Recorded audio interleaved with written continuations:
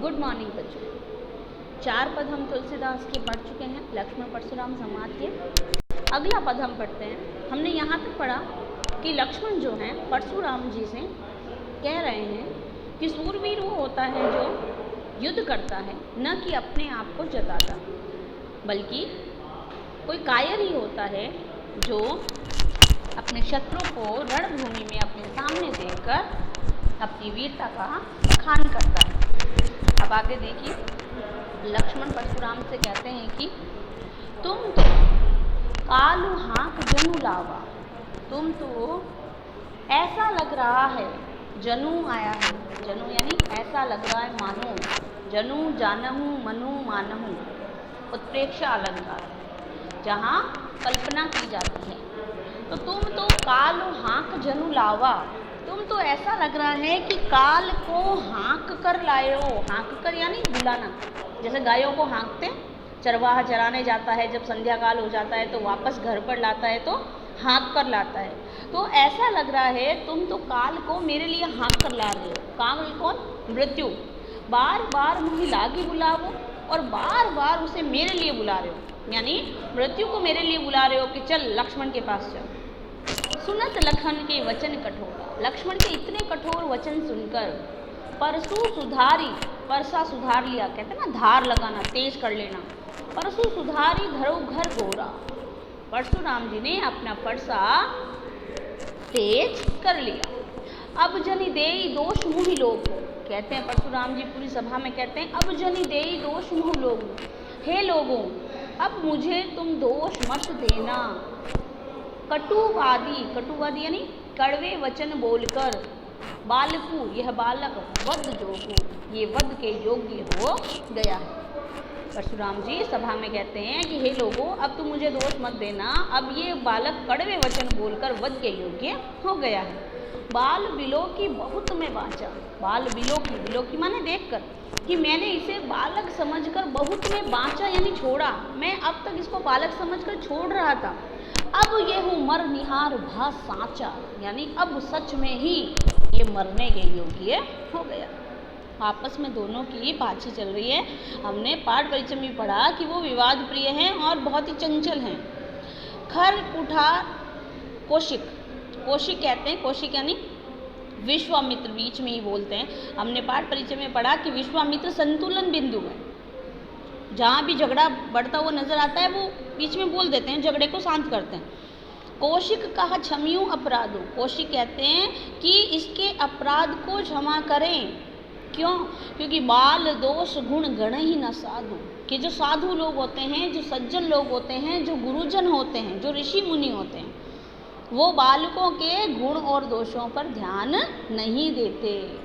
लेकिन फिर परशुराम कहाँ इतने कम। परशुराम जी कहते हैं खर कुठार में अकरुण को ही, कि मेरे हाथ में खर तलवार और कुठार परसा है और मैं अकरुण को ही हूँ, मैं क्रोधी स्वभाव वाला अकरुण हूँ। अकरुण मानी निर्दयी, जिसके अंदर करुणा नहीं होती, तो मैं अकरुण हूँ। और आगे अपराधी गुरुद्रोही, और मेरे आगे मेरा गुरुद्रोही, मेरे गुरु का द्रोह करने वाला अपराधी खड़ा है। जवाब पे जवाब दिए जा रहा है। उत्तर दे तो छोड़ो बिनु मारे, और ये मुझे उत्तर दे रहा है और फिर भी मैं इसे मारे बिना छोड़ रहा हूँ।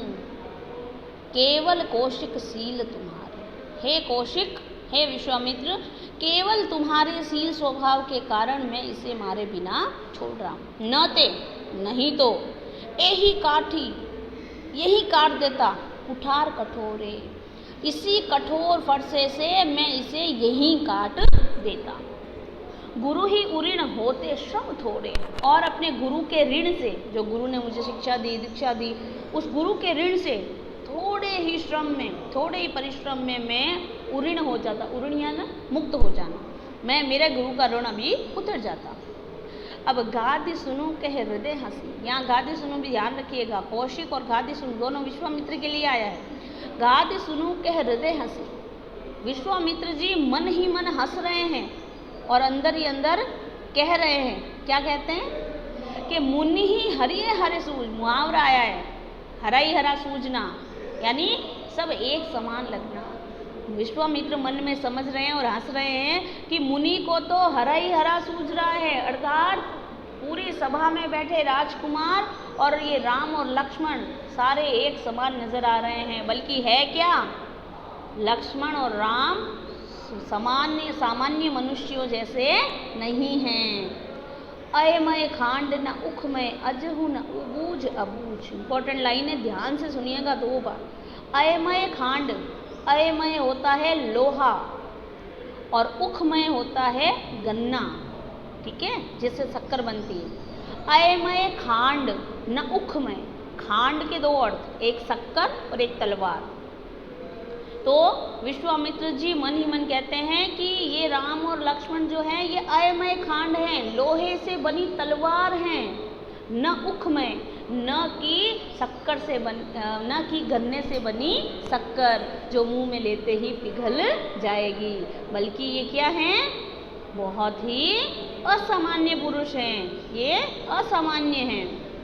अजहु न बूझ अबूझ, और अबू अजहु इस बात को, बूझ अबूझ इस बात की जानकारी परशुराम जी को अभी नहीं है। समझ में आया कि राम और लक्ष्मण कोई गन्ने से बनी हुई शक्कर के समान नहीं है, बल्कि लोहे से बनी तलवार के समान है। अगला पैराग्राफ देखिए। कहेऊ लखन मुनिशील तुम्हारा, फिर लक्ष्मण कहते हैं कि है मुनि, शील तुम्हारा यानी तुम्हारे शीतल स्वभाव के बारे में, तुम्हारे शील स्वभाव के बारे में को नहीं जान विदित संसारा, कौन नहीं जानता, बल्कि सारा संसार जानता। लक्ष्मण परशुराम जी को और व्यंग्य में कहते हैं, उल्टा कहते हैं। वो कहते हैं ना कि मैं ऐसा करूँगा, मैं वैसा करूँगा, तो लक्ष्मण जी कहते हैं मुनि आपके शील स्वभाव के बारे में कौन नहीं जानता, सारा संसार जानता है। माता पिता ऋण भय के, माता पिता के ऋण से तो मुक्त हो गए, मतलब माता पिता की सेवा कर दी और उनके ऋण से मुक्त हो गए। गुरु ऋण राह सोच बढ़ जीगे, अब आपके गुरु का ऋण राह है जिसके बारे में आप सोच रहे हैं। जो जनु हमरे ही माथे काटा, तो ऐसा लगता है कि आपके गुरु का जो ऋण है वो हमरे ही माथे काटा, यानी मेरे ही माथे काटना चाहते हो। कहते हैं ना कि किसी का कोई, मान लो कोई चीज, कोई किसी ने गलती की है और आगे वाला उस गलती का दूसरों के सिर भांडा फोड़ता है, तो यहाँ कह रहा है कि माता पिता के ऋण से तो मुक्त हो गए, लेकिन अब गुरु के ऋण है बचा है और वो मेरे माथे काटना चाहते हो। दिन चली गए ब्याज बढ़वाड़ा, और गुरु के ऋण का क्या हुआ, दिन चले गए हैं, दिन बहुत हो गए और अब तो उसका ब्याज भी बढ़ गया होगा। यानी बहुत ही कठोर बातें जो है लक्ष्मण से कह रहा है। अब आनिए व्यवहरिया बोली, व्यवहरिया अंडरलाइन करना, बढ़िया होता है जो हिसाब किताब में पक्का होता है, हिसाब किताब में बहुत माहिर होता है। तो कह रहे हैं कि अब मैं किसी बढ़िया यानी कोई हिसाब करने वाले को बुला लेता हूँ, फिर तुरंत देऊँ मैं थैली खोली, फिर वो ऋण बता देगा आपके गुरु का ऋण कितना हुआ और मैं तुरंत थैली खोल कर आपका हिसाब चुकता कर दूंगा। यानी बहुत ही अनर्गल बातें और बहुत ही अपमानजनक शब्द परशुराम जी को कहे। सुनी कटु